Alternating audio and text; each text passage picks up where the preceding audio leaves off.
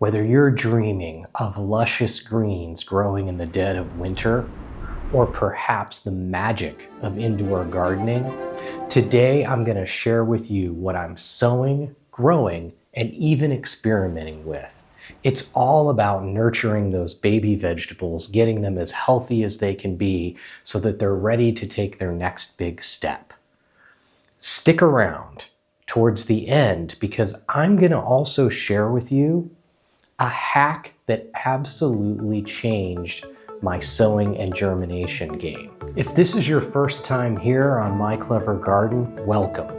I'm Randall, and several years ago, to escape my desk and my busy tech job and to get away from my computer just a little bit, I took a small urban space and I transformed it into a super abundant garden. If you're the type of person that loves to hear about garden hacks, especially for small urban spaces, definitely hit that subscribe button. That way, you'll automatically be notified whenever I upload a new garden hack. So what's growing this month? Well, I've got a lot of exciting things going on. First of all, I sowed a whole 1020 tray. Those are those gardening trays. If you haven't seen it, check out my episode on them. It's been a game changer for me, and obviously I use them all the time. I sowed beets in that, as well as a bunch of spinach and some lettuce. And that's so that in about 4 weeks, when those little babies are good, strong, hardy little seedlings, I can transplant those out to the greenhouse. Speaking of the greenhouse, in the greenhouse, I've got all kinds of stuff going on. All right, we've got some sun, but as you can probably see from my breath, it is pretty chilly out.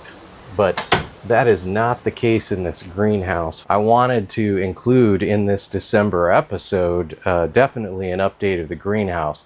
As you can see, we've got a lot going on in here. We've got this giant kale tree behind me. We have all 3 of our green stock growing towers in here. They are filled with herbs. Some of them, it's still kind of too cold in here and they're not liking it, but surprisingly, we've got some strawberries coming in. Really, this is just moved in here like a lot of these other towers, not necessarily to really grow much, right? But to just give them some kind of protection. Behind me here, we've got all kinds of lettuce, all the salad that we could ever want. It doesn't get any fresher than this, right? We've got some beautiful celery over here. Really, really pretty, really doing well. Just loving it out here. We've got some beets coming in. In fact, it looks like a couple of these need to be picked for sure. We are having some problems too. We're having some whitefly problems. We had this last year. It's likely because it's cool in the greenhouse, although the plants are thriving, and you can even see some of this dill back there flowering probably in this background. This kind of cool and high humidity environment, you tend to have a lot of whiteflies in greenhouse. We do have some peppers, even some that are ready to pick here. This has been an interesting experiment. Another fun experiment here is a dehumidifier. So I'm starting to run that to try to knock down humidity levels in here. You know, even if we can just keep them down to like 80%, I think that'll be really good. We've also got some carrots. Loads and loads of carrots coming in. We've got some parsley and some cilantro.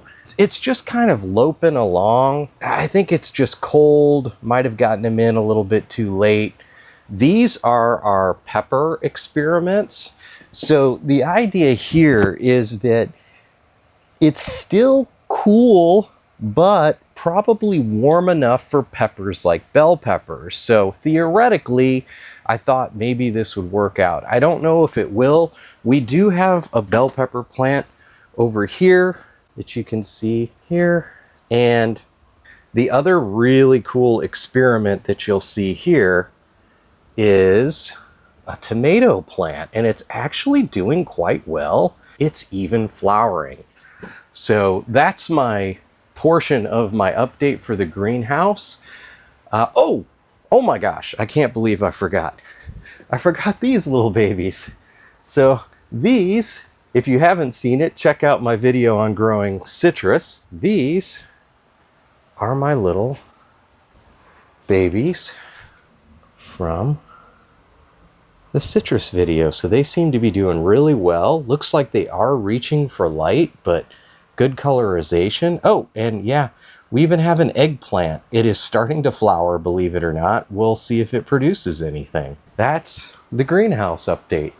In grow bags, I have garlic going. And so it's important for that garlic to get a prolonged amount of cold temperatures. In fact, if those grow bags freeze, it's great. And that's really gonna help those explode and bulb up in the spring. And those are in grow bags. So if you haven't seen my episode on that garden hack, I'll post that here or here somewhere. So check that out as well. If you've made it all the way to this part of the video, you might be here to listen to what my secret germination hack is. All right, here it is. It's dead simple and it doesn't cost a lot of money. Add a heating mat and a thermostat. Now you can get heating mats for pretty inexpensively, especially the smaller ones, and I'll include some links below. Including a thermostat allows you to make sure that that soil in your tray, you know, that those little seedlings are sitting in, gets to the perfect temperature. And if it starts to get a little too high, it turns it off. And it starts to get too cool, you guessed it, that thermostat starts warming them up again. And I have seen some incredible results, like herbs that are really hard to sow from seed, and therefore most people recommend that you go to a store and buy them. I've been able to grow all kinds of crazy varieties because it's actually very simple to grow them when you have a heating mat.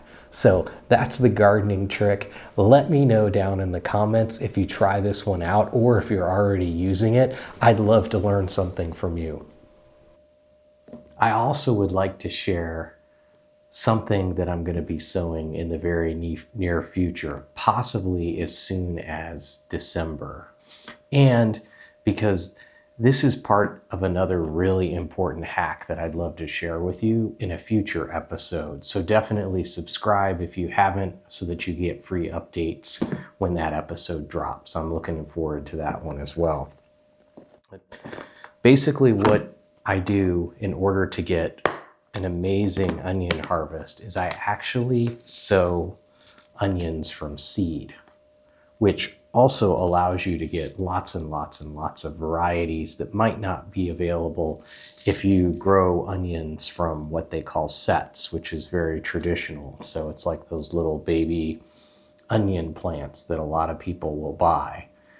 That can be difficult because obviously you have to buy those, you know, at the right timing and, you know, if they're available and the right type, etc., etc.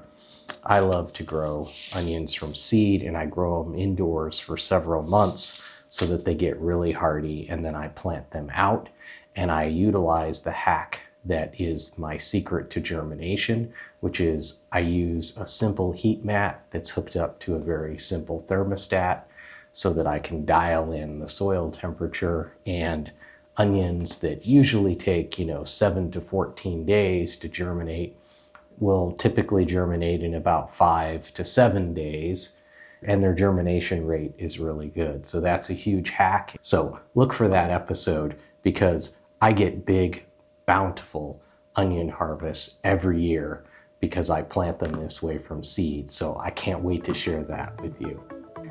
Even in the winter months, there's so much growing in my garden. It's so exciting. Whether it's the herbs and the fun experiments going on in the greenhouse, or even the garlic growing in the grow bags to overwinter, or sowing a bunch of new veggies to have transplants ready to go in several weeks into the greenhouse using 1020 trays. If you haven't seen that garden hack of how to use these 1020 trays, to really make it easier to garden, especially if you're a busy urban gardener, check that out here. Thanks so much for watching, and until next time, happy gardening.